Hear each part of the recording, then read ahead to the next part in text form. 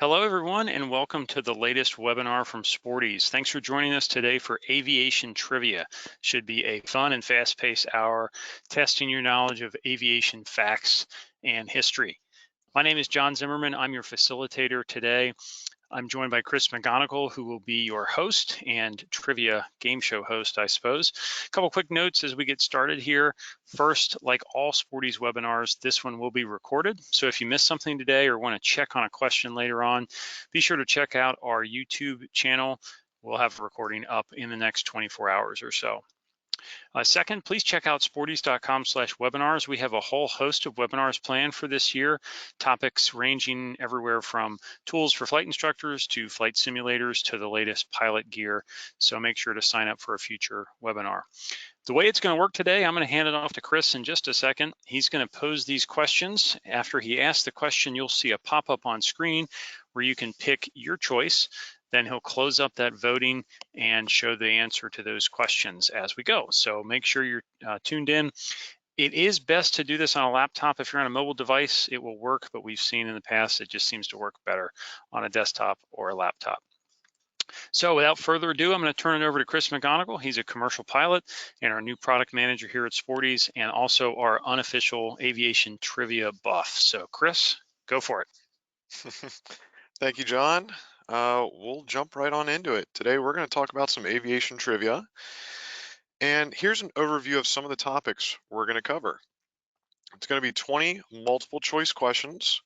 We're going to talk about early history, a regulations question.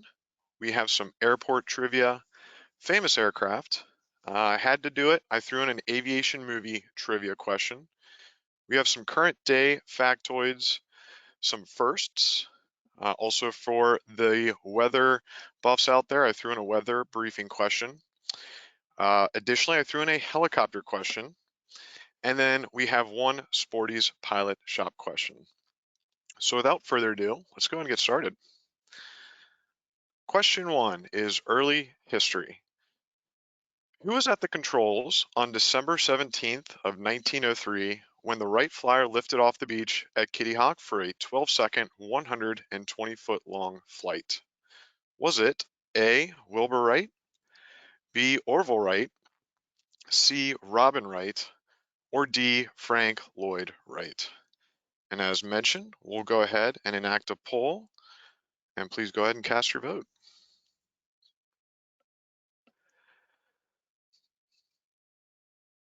We'll give usually about 30 seconds per poll.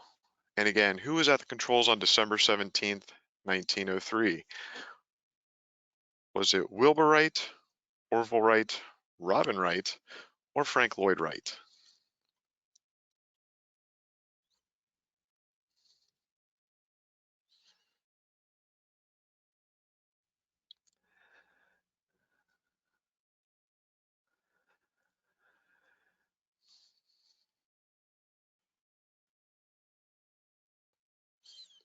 All right, we'll go ahead and close the poll.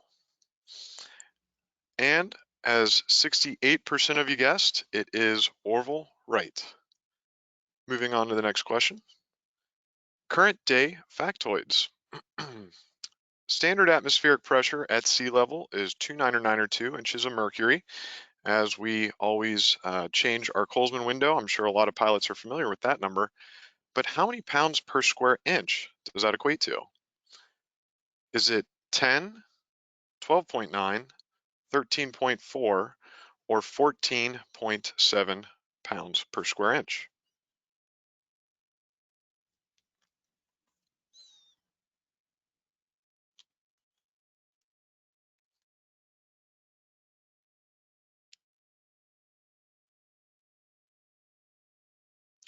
And those votes are coming in.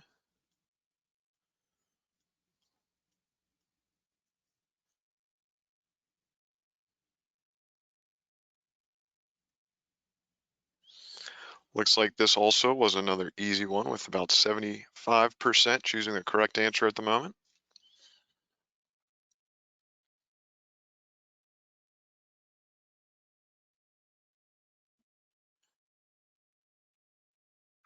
All right, we're going to go ahead and close this poll.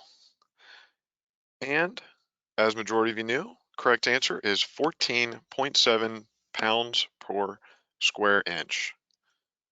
All right, moving on.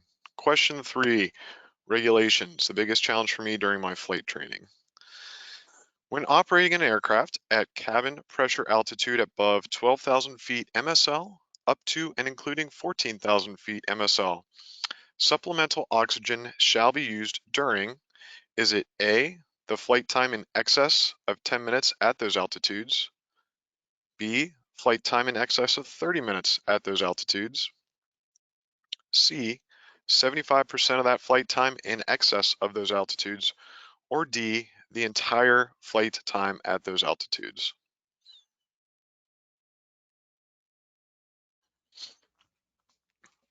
To review, when operating an aircraft at cabin pressure above 12,000 feet up to 14,000 feet MSL, supplemental oxygen shall be used during flight time in excess of 10 minutes, flight time in excess of 30 minutes, 75% of flight time in excess of those altitudes, or is it D, the entire flight time at those altitudes?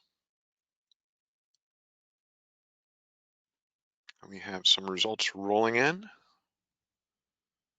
It appears I should have made these questions a little more difficult because, again, we have about a 75% selection for the correct answer so far, and I'm just about to close the poll.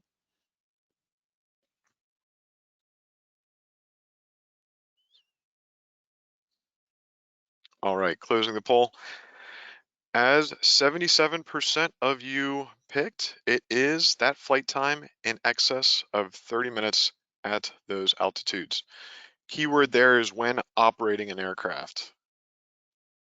All right, so let's jump on into question number 4. And this is under current day factoids. At the end of 2020, how many active, underlined active, pilot certificate holders were there in the United States? And this is rounded to the nearest 1,000. End of 2020 is the last amount of data we have. Obviously, 2021 ended 2 weeks ago, so we do not have those numbers yet. But at the end of 2020, did we have A, 597,000 active pilot certificate holders, B, 644,000, C, 692,000, or was it D, 731,000? And launching the poll now.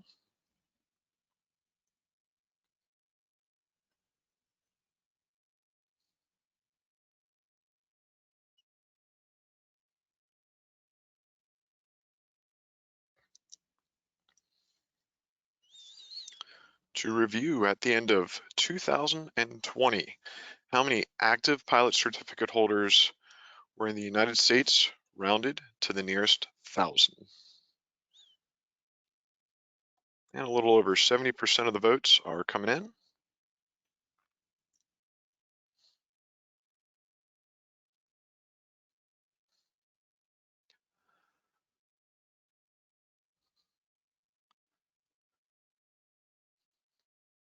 All right. And as 28% of you selected, the correct answer is 692,000 active pilot certificate holders. So just under 700,000 pilots out there in the US. Okay, let's move on to question number 5, which covers firsts.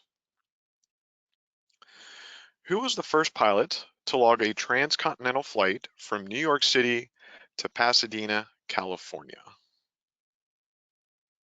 Poll is launching right now. Oh, I should probably give you the options first. Was it A, Frank Bayless, B, Charles Foster Willard, C, Ormer Locklear, or D, Cal Rogers? And again, who was the first pilot to log a transcontinental flight all the way from New York City down to Pasadena, California? This happened early in the 20th century, took a very long time.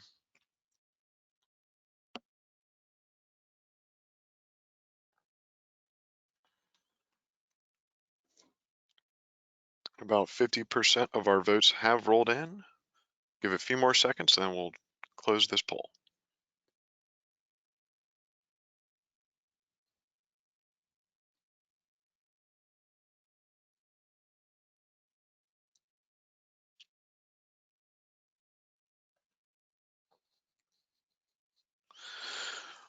All right, we'll close the poll. And 48% of respondents chose the correct answer, which was Cal Rogers. I believe this took close to 31 days, quite a long adventure, but Cal Rogers is the one who gets to say he was the first to do it. All right, moving on to question number 6. We're back to current day factoids. The largest commercial airliner today is the Airbus A380. In the scenario that all seats are configured to economy class, how many passengers could the Airbus A380 carry? Is it A, 789 passengers, B, 853 passengers, C, 898 passengers, or D, 963 passengers?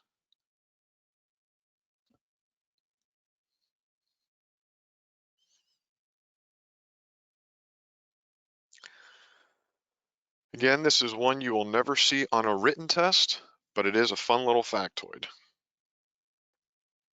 If the Airbus A380 had all seats configured for economy class, would it be able to carry 789 passengers, 853 passengers, 893 passengers, or a whopping 963 passengers? We have about 70% of votes submitted. Give it a few more seconds, then we'll close the poll.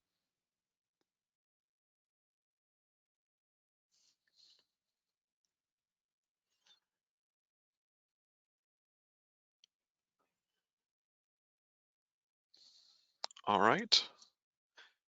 And as 54% of you responded, the correct answer is 853 passengers. A little thing that popped into my mind as I was typing up this slide was, imagine being at the very back of that airplane as they are deboarding. And you've got to wait for 852 people to grab their luggage and get off the airplane in front of you. Not exactly a scenario I would look forward to. But fun little factoid for next time you're sitting around the hangar. Question number 7, aviation history. Although this maneuver originated in World War I from dogfighting, it's now the recommended procedure for reversing course in mountain flying. If you're flying in a valley and all of a sudden your above ground level is deteriorating, this is the recommended one for reversing course.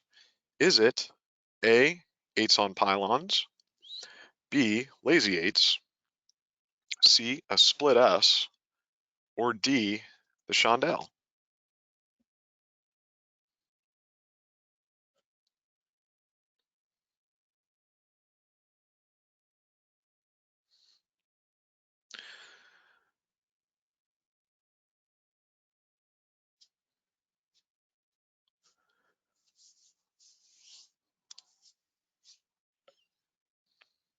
If you ever find yourself mountain flying and the valley you're in is starting to get a little tighter for your aircraft, this would be the recommended maneuver for reversing course in the smallest lateral footprint. Is it 8s on pylons, lazy 8s, the split S, or the chandelle? A little over 75% of the vote is in. I will close the poll in just a few more seconds.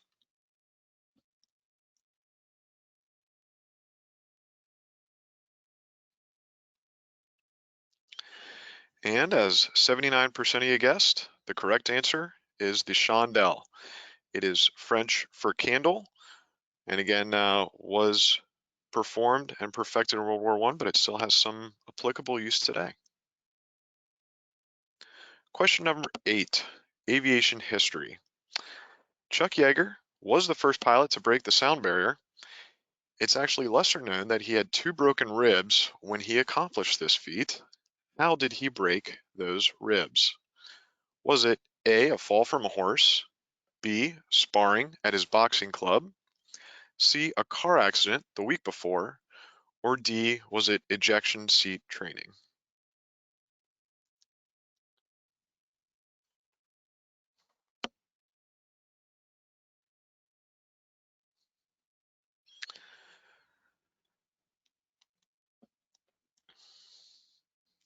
First man to travel faster than the speed of sound had 2 broken ribs.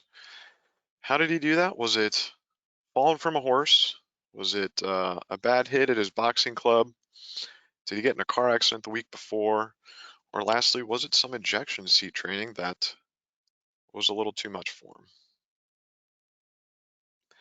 And just about 80% of the votes are in. I'll give it a few more seconds.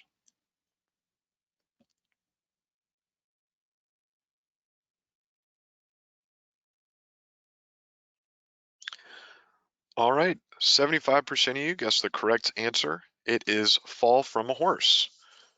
Rumor has it the night before, his wife challenged him to a horse race, and Mr. Yeager fell off that horse, broke 2 ribs, but went ahead and broke the sound barrier the next day. Actually had to use a broom handle in order to close the cockpit that day. Let's move on to number 9, airport trivia. Which airport was the first in America to have a lighted runway?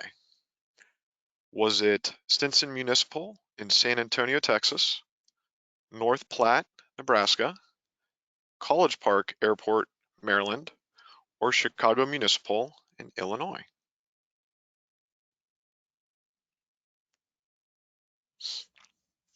Again, which airport was the first in America to have a lighted runway? This was actually back in the days of airmail. Was it Stinson Municipal, North Platte, College Park Airport, or Chicago Municipal?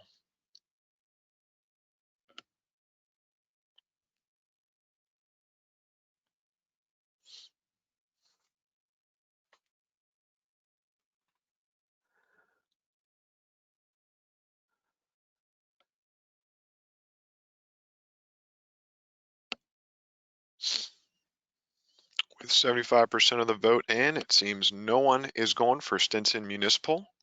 I'll confirm that is correct. All right, we've got about 80% in. I'm going to go ahead and close the poll.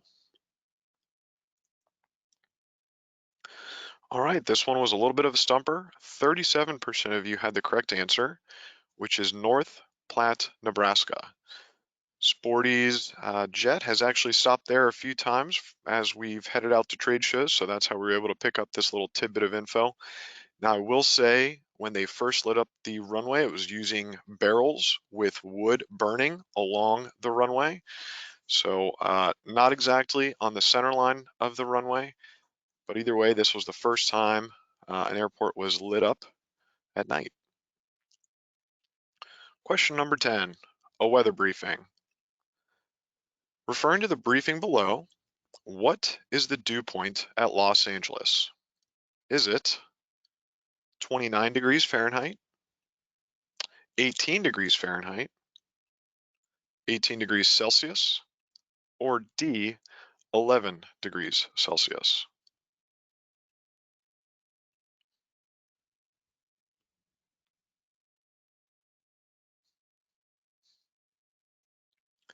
A lot of correct votes already rolling in.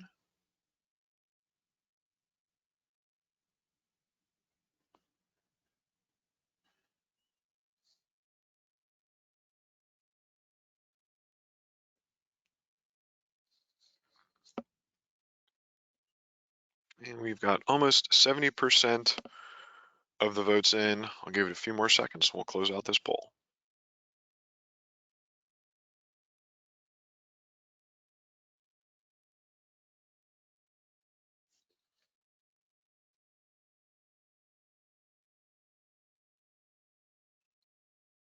All right, 4 out of 5 votes had the correct answer, which is 11 degrees Celsius. Probably could have thrown a more difficult weather question out there, but I wanted to keep it a little simple. Let's move on to famous aircraft. What was the name of Charles Lindbergh's airplane when he made his solo flight across the Atlantic Ocean? Was it A, Vin Fizz Flyer, B, the Thunderbird, C, the Spirit of St. Louis, or D, Lady Southern Cross?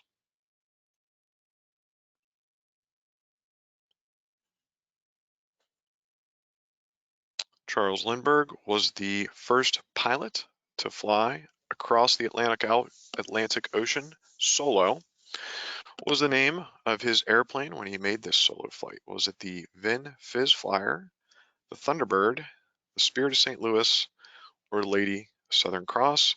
With 50% of the votes in, everyone has the correct answer. If you've ever been to the Smithsonian or looked up Mr. Lindbergh, I'm sure you will have seen the name of his aircraft, which apparently 80% of people voted so far have the correct answer. So we will go ahead and close this poll.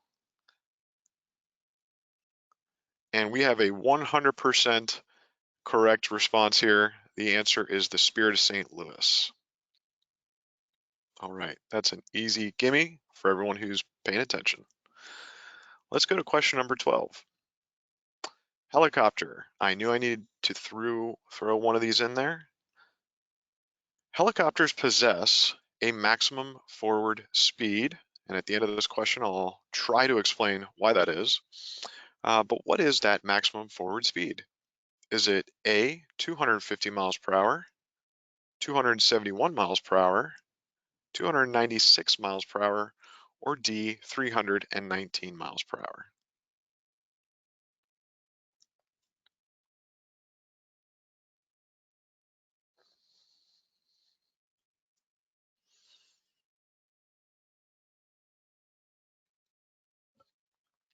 Some results are beginning to come in.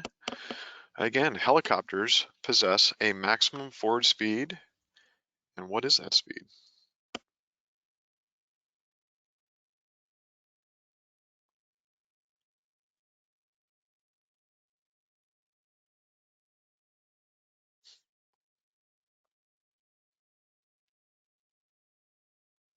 And with about 83% of the vote, I'll give it a few more seconds and then I'll close the poll.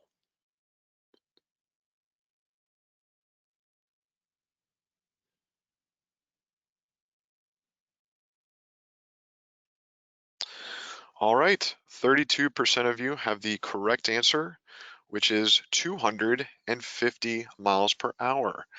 The reason being is because of the rotating blades when one is retreating and one is on the opposite moving forward. Because of relative motion, one of those blades is getting less bite out of the air than the other, which is getting an extra amount.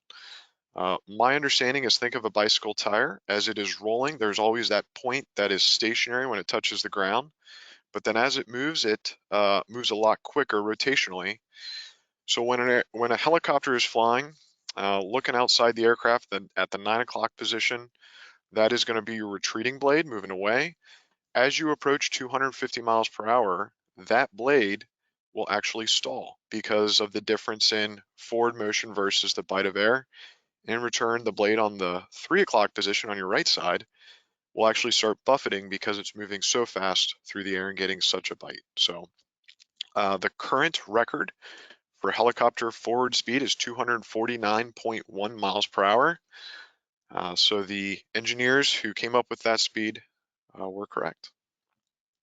All right, and that is the only helicopter question for the remainder of trivia. Number 13, airport trivia. This one's fairly simple. Which airport in the USA has the highest airport elevation? Is it Leadville Airport in Colorado, Angel Fire in New Mexico, Telluride, Colorado, or Attic Airport in Alaska?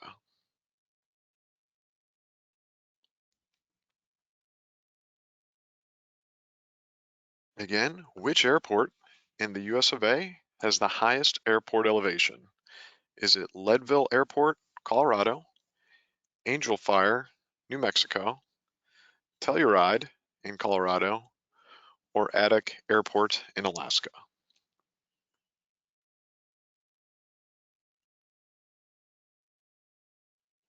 And majority of respondents have chosen the correct answer. 75% voting. I'll give it a few more seconds and then we'll close this poll.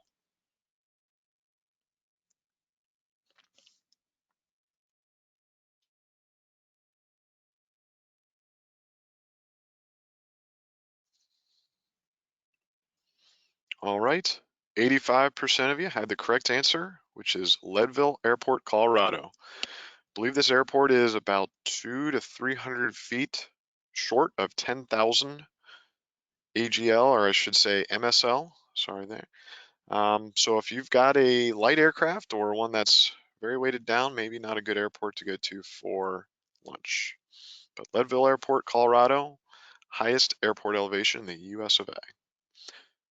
Question 14, we're back to firsts. What was the world's first jet-powered aircraft to take flight? Was it A, the Gloster E.28/39, the Messerschmitt Me-262, the Heinkel HE-178, or the Bell P-59 Aerocomet?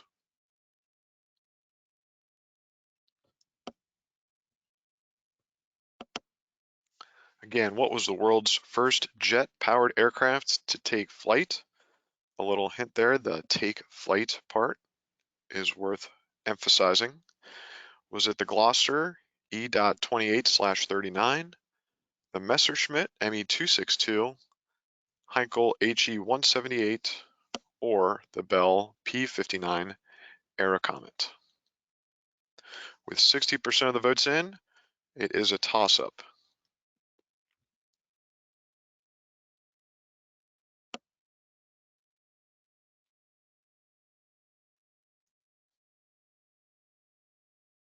All right, 70% of the votes in. I'll give it a few more seconds, then I'll close out this poll to defer anyone who is Googling the question.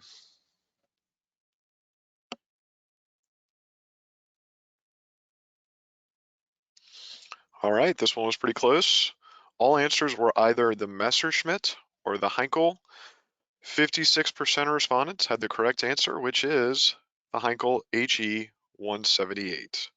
Again, first jet-powered aircraft to take flight is the key there. I believe the Messerschmitt was the very first fighter aircraft to utilize jet power. All right, moving on, we have question number 15, which is firsts. The first takeoff and landing flown solely by instruments was made on September 24th of 1929. Who was at the controls?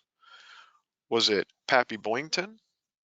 Was it Roscoe Turner, Eddie Rickenbacker, or James H. Doolittle?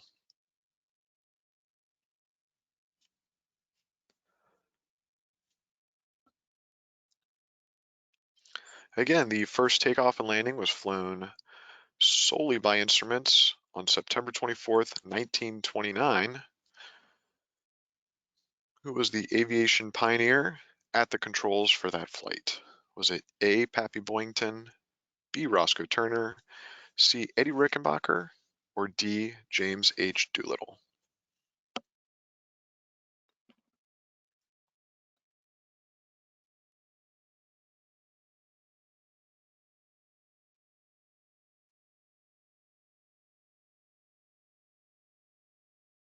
And just under 80% of the votes are in. I'll give it a few more seconds, and we'll close this poll.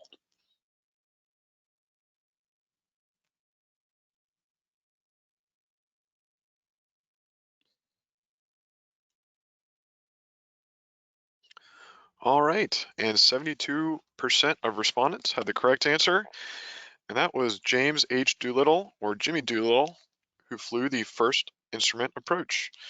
He is better known for his World War II Doolittle raids, but fair to say this trailblazer had quite the resume when it came to aviation. All right, number 16, aviation personalities. Who is the pictured aviation pioneer?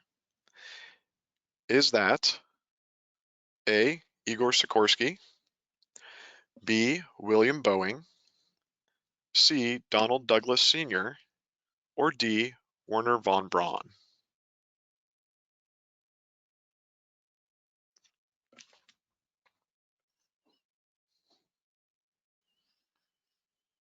Again, who is the aviation pioneer pictured here? Is it Igor Sikorsky, father of the helicopter, Mr. William Boeing?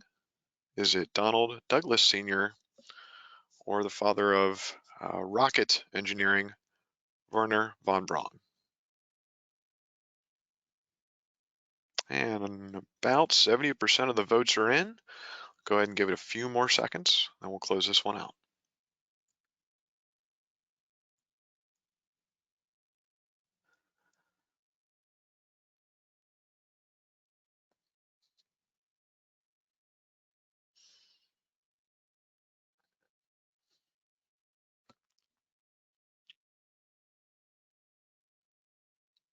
All right, 2/3 of the respondents, a clean 67%, guessed the correct answer.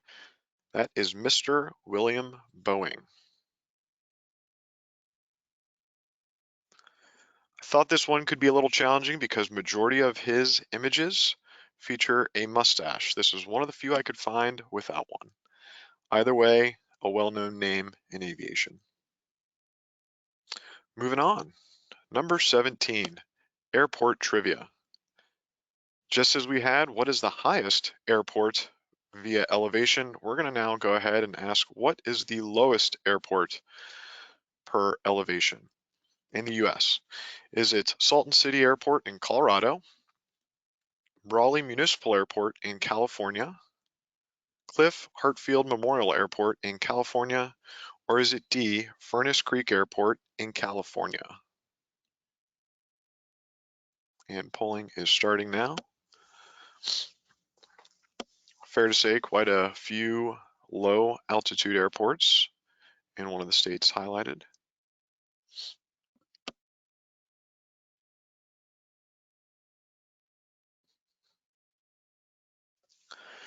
Just as covered, highest elevation, which airport in the USA has the lowest elevation? Salton City Airport, Raleigh Municipal Airport, Cliff Hartfield Memorial Airport, or Furnace Creek Airport. And about 80% of the votes are in. I'll give it a few more seconds, then I'll close this poll.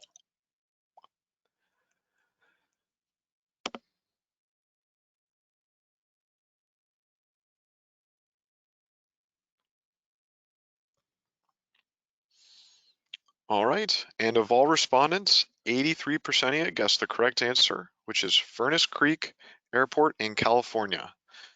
This airport is minus 210 feet from mean sea level. Besides the fact that it's going to be some great density altitudes there, it's interesting to think this airport is 20 stories beneath the ocean. So if you're ever out in the area, be a fun box to check to go land at Furnace Creek Airport. All right, moving on. Sporty's history. What was the first product sold by Hal Shevers, the founder of Sporty's Pilot Shop? Was it a white/red flashlight, learn to fly lessons, a transistor radio, or a chart kneeboard?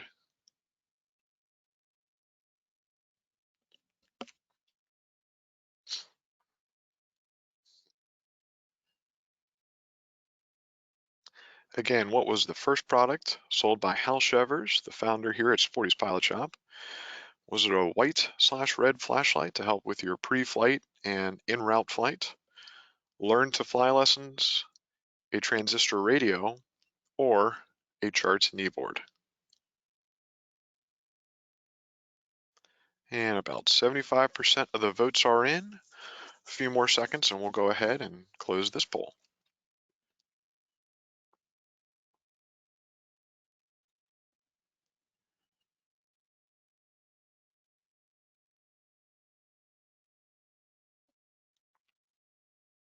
All right, as 53% of respondents guessed correct, it was the transistor radio. Hal was able to go ahead and design and manufacture a radio that picked up the band of frequencies that aircraft operate on. He would place it at Lunken Airport restaurant, turn on the frequency, listen to planes come in and land. Customers would ask about it. He'd sell them the one on the spot and go grab another one from his car, bring it in, and start the process over. So transistor radio was the first product from Sporty's Pilot Shop. Number 19, firsts. On July 22nd of 1933, Wiley Post completed the first solo flight around the world in a Lockheed Vega monoplane. How long did it take him? Was it 7 days, 18 hours, and 49 minutes, 8 days, 4 hours, 41 minutes, 8 days, 21 hours, and 15 minutes, or 9 days, 8 hours, and 59 minutes?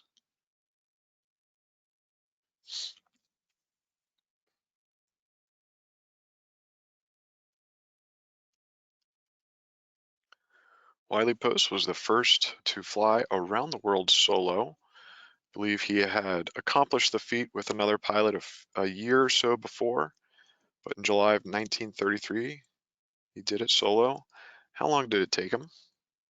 Was it A, just over a week, 7 days, 18 hours, and 49 minutes, 8 days, 4 hours, and 41 minutes, 8 days, 21 hours, and 15 minutes, or D, 9 days, 8 hours, and 59 minutes? About 60% of the votes are in. 46% of you have chosen the correct answer. I'll give it a few more seconds and we'll close the poll.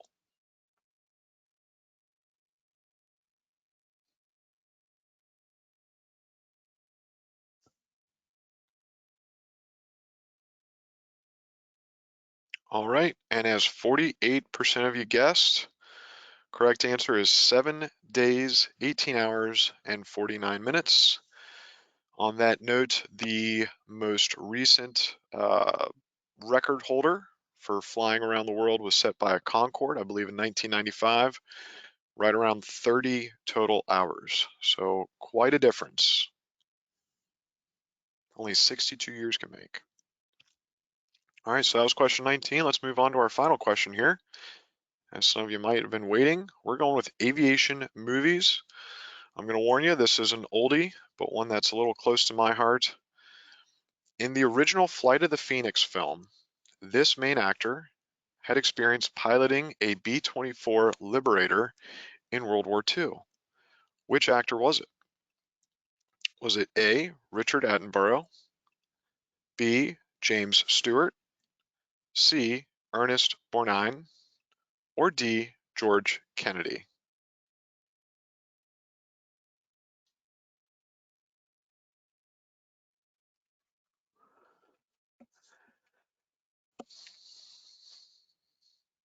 With 20% of the vote in, 100% of respondents have chosen the correct answer.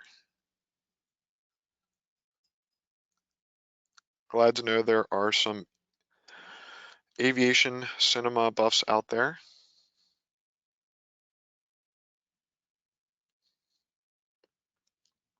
And with 63% of the vote in, I'll give it a few more seconds. We'll close out this poll.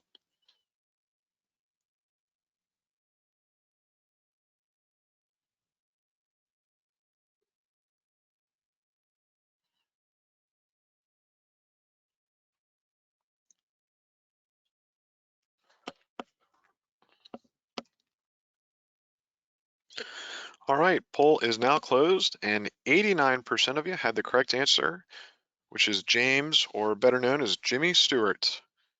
Mr. Stewart also received the Distinguished Flying Cross for his service in World War II. Also came home to be quite the actor or movie legend. So that covers question 20, and that is going to conclude today's Aviation Trivia webinar. We appreciate everyone who participated in all 20 questions. We're going to go ahead and compile all the results, and for whoever had the highest score or whoever tied for the highest score, we'll go ahead and send you a digital $50 gift card to Sporty's Pilot Shop. I would imagine you'll receive that email within the next 2 business days. But either way, we appreciate everyone's participation. This webinar is going to be archived on Sporty's YouTube page.